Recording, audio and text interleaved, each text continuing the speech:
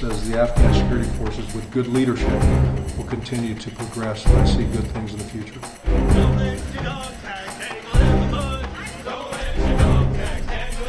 Night vision capability improves the ability of the Afghan forces to operate at night, dusk, or dawn.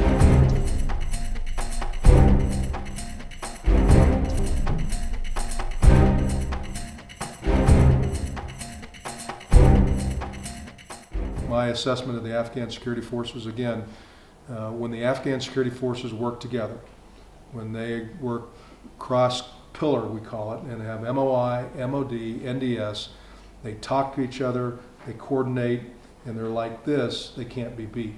They have the technology, they have the equipment. You know, the Taliban don't have Mi-17s, don't have Mi-35s, doesn't have up-armored Humvees, doesn't have D-30 howitzers. It doesn't have all the body armor, it doesn't have the weapons, all right? The Taliban doesn't have that. The Taliban doesn't have a command and control element where the president of Afghanistan can go into a room and get every corps commander, every governor up on VTC and be able to pass out information very, very quickly. They don't have that technology. So the security forces are equipped, for the most part trained, and now, you know, what they got to continue to have is the will to fight, and that takes good leadership. And in some places you have very good leadership. In some places we need to change out the leadership. Many places the Afghan soldiers and police have been fighting for years and years, and the leadership hadn't taken care of them to make sure that they're getting the right amount of food, or that they're getting rest, or they're getting ready to go home and see their families and come back. And they got to work all that into it. And where you have good leadership, they do very well. Where you have bad leadership, the morale is low, and they leave. So, but my current assessment for the Afghan security forces is, again, very, very tough, very courageous, very resilient. A lot more casualties this year for many of the reasons we already talked about. But I think if you look at the reporting on the number of casualties they've inflicted on the enemy as well, that's way high. That's 3 or 4 times higher than what has been in the past. So I'm a glass half full kind of guy that says the Afghan security forces with good leadership will continue to progress, and I see good things in the future.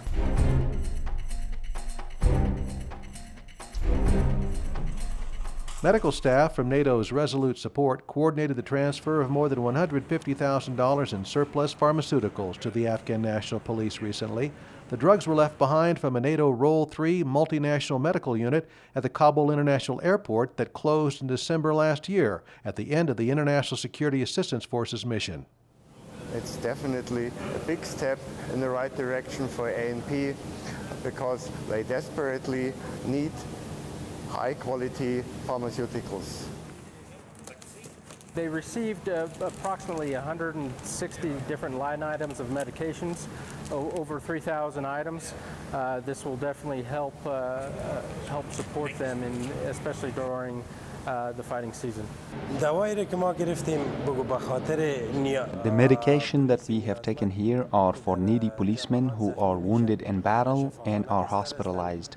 This medication will be used to treat them.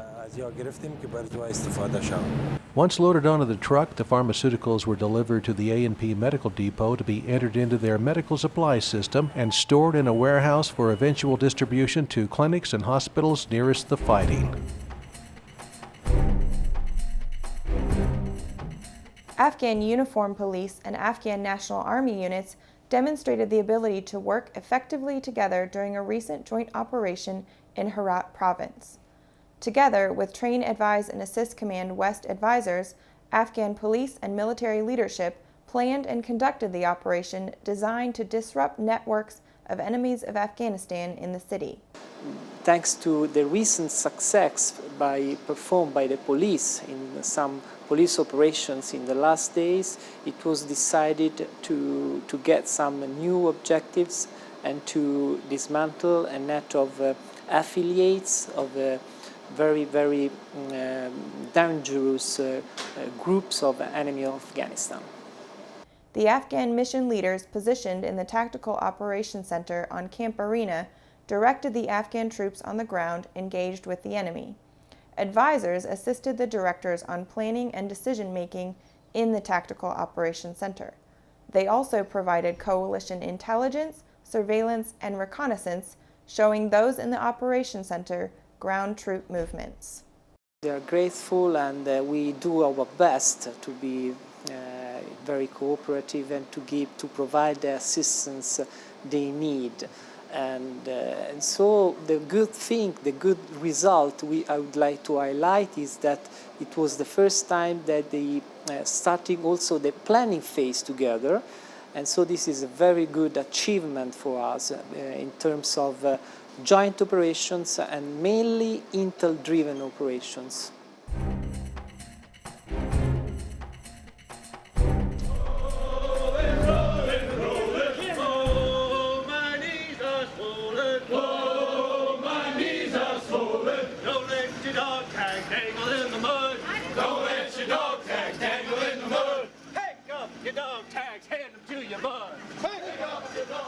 We come together once a month just to make sure that, first of all, that we are still serving as members of a team, a joint team, and then we also share portions of each of our service. So today, following this run, we'll talk about values within each of the services. And the unique thing is that all of those are tied together and linked, even though the words may be different in terms of each of those values. And so just sharing that information and building the camaraderie of non-commissioned officers, whether you're a soldier, a sailor, an airman, or a Marine, I think is very important. And that's really the important aspect of today's run, not just the run itself, it's the team building. And so as you look out across the formation and as the run today, you see all the service uniforms, Army, Navy, Air Force, and Marines. And so the camaraderie is really the key to what we get out of this run and out of this event today.